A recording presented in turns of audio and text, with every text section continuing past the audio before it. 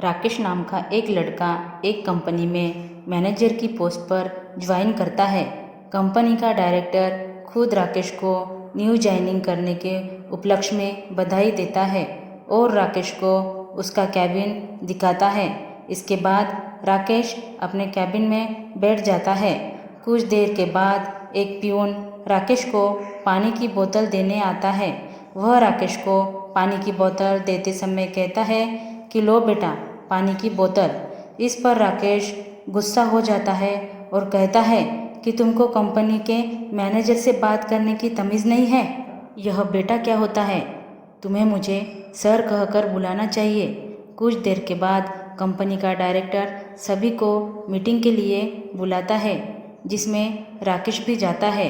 Meeting room में director सभी को कहता है कि आप सभी ने employee of the week, employee of the month या एम्प्लॉय ऑफ द ईयर तो सुना होगा, लेकिन आज मैं best employee of the year का अवार्ड देने वाला हूँ। इसके बाद वह शुक्ला जी को बुलाता है। शुक्ला जी वही पियून होते हैं जिसे राकेश ने डांटा था। डायरेक्टर सबको बताते कि शुक्ला जी ही best employee of the year है।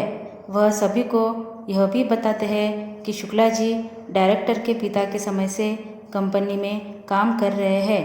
उनको कंपनी में काम करते हुए 35 साल हो चुके हैं। इसके अलावा वह कहते हैं कि शुक्ला जी राकेश, जिन्होंने कंपनी को आज मैनेजर के रूप में ज्वाइन किया है, उनके पिता हैं। यह जानकर सभी हैरान हो जाते हैं। राकेश मीटिंग में अपना सिर नीचे करके बैठा रहता है।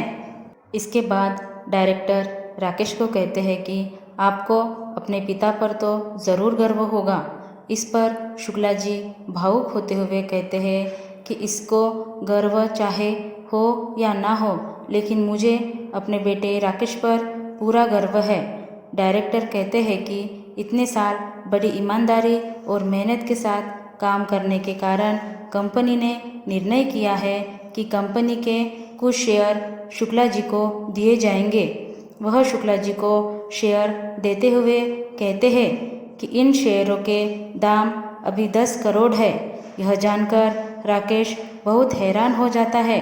डायरेक्टर शुक्ला जी को कहते हैं कि आप भी आज से कंपनी के पार्टनर हैं और यह सभी मीटिंग में जो बैठे हैं वह आपके एम्प्लॉय हैं। दरअसल डायरेक्टर ने राकेश की कैबिन से बाहर जाते हुए राकेश और शुक्ला जी की बीच की बात सुन ली थी। राकेश नहीं चाहता था कि किसी को भी यह पता लगे कि वह शुक्ला जी का बेटा है। वह कैबिन में अपने पिता को रिज़ाइन करने के लिए कह रहा था, लेकिन शुक्ला जी इसके लिए तैयार नहीं थे। वह अपने पिता को यह भी कह रहा था कि यदि किसी को पता लगा कि मैं एक पियून का बेटा हूँ, मेरी कितनी बेइज्जती होगी। अब मैं मैनेजर की पोस्ट पर लग गया हूँ, मैं आपको घर बैठाकर खिला सकता हूँ, लेकिन उसके पिता ने कहा कि मैं इतने सालों से कंपनी में नौकरी कर रहा हूँ, मैं रिटायर होकर ही इस कंपनी से विदा होऊंगा। इस तरह पिता पुत्र के रिश्तों की यह बहुत ही इमोशनल स्टोरी थी, जो किसी को भी भावुक कर दे।